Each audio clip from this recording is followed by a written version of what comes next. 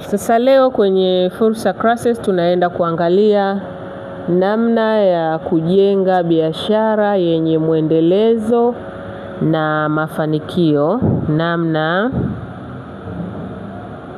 ya kujenga biashara yenye mwendelezo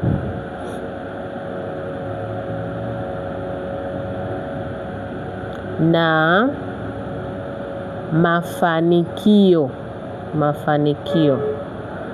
Tunafahamu kwamba biashara zinazoanzishwa ni nyingi, na kila mtu anapoanzisha biashara yake anatamani kupata mafanikio ya biashara. Hakuna mtu ambaye anaanzisha biashara ili mradi tu. Kwa hiyo ili tusipoteze misingi, ili tusipoteze pesa nyingi katika biashara ambazo tunazianzisha, lazima tuzingatie mambo yafuatayo. Kitu cha kwanza kabisa, mtangulize Mungu. Mtangulize Mungu. Tunaposema mtangulize Mungu, maana yake muombe Mungu shauri, muombe Mungu msaada, lakini pia ikabidhi biashara yako kwa Mwenyezi Mungu. Kwa sababu tunaamini kuna mafanikio ya biashara yanayopatikana kwa namna mbili. Kuna watu wanafuata taratibu za shetani ili waweze wafanikiwe, lakini kuna wale ambao wanamuomba Mungu kupitia biashara zao ili wafanikiwe. Kwa hiyo jambo la kumtanguliza Mungu ni jambo la muhimu sana kabla ya kuanza biashara yako. Lakini kitu cha pili, lazima ufahamu lengo la biashara. Na ili lengo ndilo litakalosaidia wewe kufanya biashara yako kwa jitihada. Umeanzisha biashara ya mama ntilie, una lengo gani? Umeanzisha biashara ya kufanya usafi, lengo lako ni nini? Na lengo siku zote ndilo litakalokufanya wewe likupush katika kufanya kazi kwa bidii ili uweze kulitimiza. Kwa hiyo kila biashara lazima iwe na lengo. Kitu cha tatu, lazima uwe na maono, vision. Unapoanzisha biashara yoyote lazima uwe na maono ya mbele. Ni kweli leo naanzisha biashara ya usafirishaji wa bodaboda.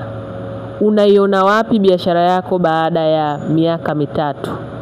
Maono ndio yatakayokufanya wewe ufanye kazi kwa bidii na kujitathmini, na mwisho wa siku uweze kufikia vision zako. Baada ya miaka 5 unatamani uwe na kampuni kubwa za usafirishaji, unatamani uwe na bodaboda zaidi ya 20. Umeanza na mgahawa, baada ya miaka 5 unatamani uwe na hoteli. Kwa hiyo maono ni kitu cha msingi sana kabla ya kuanza biashara yako. Kuwa na maono na biashara yako. Kitu cha 4 ni elimu. Hapa watu wengi wanapuuzia sana.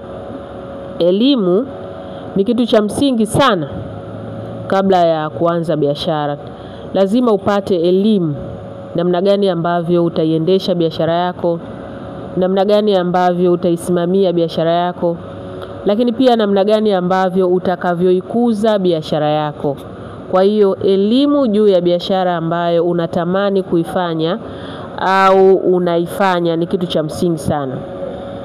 Kwa hiyo nenda kapate elimu ya biashara. Kuna vitabu, kuna semina mbalimbali, kuna mentors mbalimbali ambao wanatoa mafunzo yanayohusiana na biashara. Kwa hiyo elimu ni kitu cha msingi sana ili uweze kujenga biashara yenye mwendelezo na mafanikio. Sio kitu cha kupuuzia. Kitu cha 5 ni fanya utafiti. Fanya utafiti juu ya biashara ambayo unatamani kuianzisha. Nani ambaye anaifanya na kuna mapungufu gani, na wewe utakujaje unapoanzisha hii biashara. Lakini pia utafiti utakusaidia kuboresha biashara yako ambayo unaifanya au unatamani kuifanya. Lakini pia kwa kufanya utafiti utajifunza vingi sana. Utajifunza vingi sana kuhusiana na hiyo biashara. Lakini kitu cha 6 ni mpango, tunasema business plan. Tengeneza mpango wa biashara, namna gani ambavyo utakavyoianza, utakavyoiendesha, utakavyoikuza. Kwa hiyo mpango ni kitu cha msingi sana kabla ya kuanza biashara. Na kitu cha 7, lazima uwe mwaminifu. Uaminifu ni kitu cha msingi sana. Kumbuka biashara unaifanya kwa ajili ya watu, na hakuna mtu ambaye anatamani kutapeliwa kutokana na mfanyabiashara.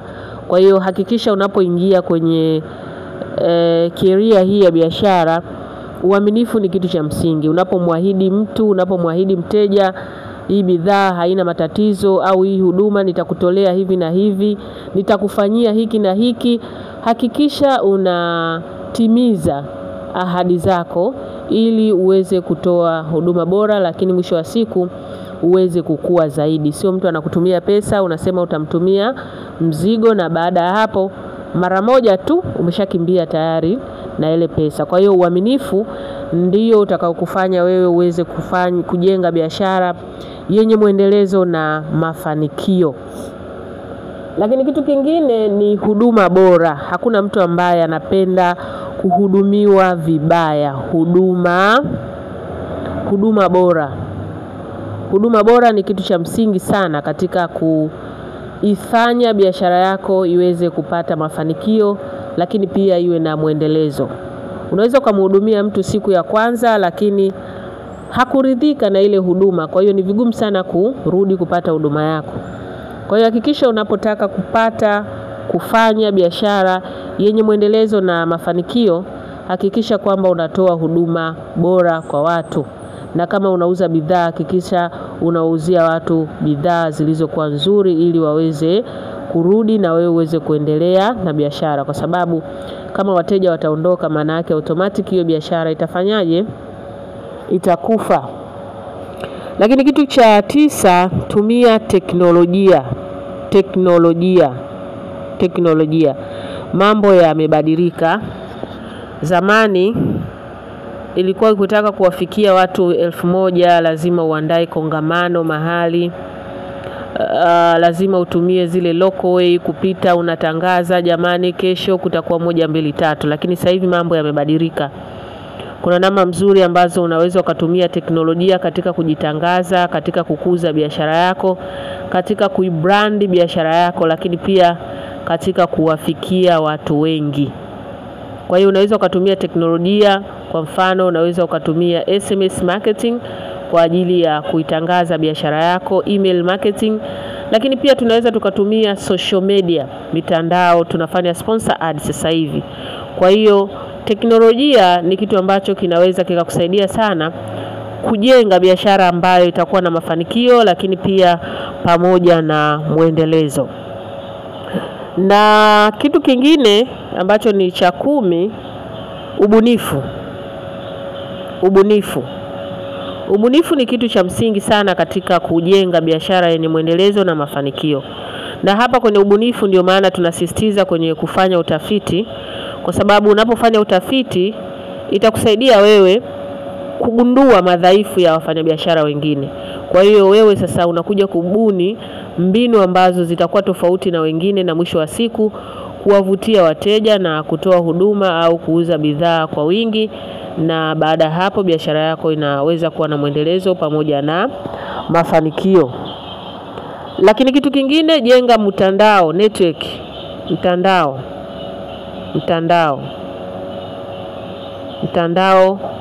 na wateja, mtandao na wafanyabiashara wenzio, mtandao na watu mbalimbali. Unajua watu wana watu. Kwa hiyo unapokuwa na network, hata namna ya kufikisha huduma zako, taarifa zako inakuwa wepesi sana.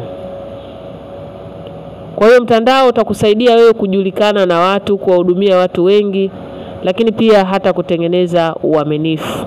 Network ni kitu cha msingi sana. Na mwisho kabisa, kwenye biashara ni pesa. Kwa hiyo hakikisha una usimamizi mzuri wa fedha. Usimamizi mzuri wa fedha. Hakikisha una usimamizi mzuri wa fedha, kwa sababu biashara unatafuta fedha. Kwa hiyo fedha isipokuwa na usimamizi mzuri, maana yake haitakaa. Hautaweza kuyafikia malengo yako. Kwa hiyo fanya biashara, lakini mwisho wa siku hakikisha unajua namna gani ambavyo fedha unaweza ukaisimamia na wapi ukaiweka, lakini pia namna gani ambavyo fedha inaweza kuzalisha fedha nyingine. Kwa hiyo ukifanya hivi, basi ni rahisi sana wewe kujenga biashara yenye mwendelezo pamoja na mafanikio. Asante sana. Usiache kusubscribe channel yetu ya YouTube kwa ajili ya kupata madarasa mbalimbali, lakini pia usiache kutembelea peji zetu za Instagram pamoja na Facebook zinazojulikana kwa jina la Fursa Classes. Fursa Classes, empowering your minds for a better future.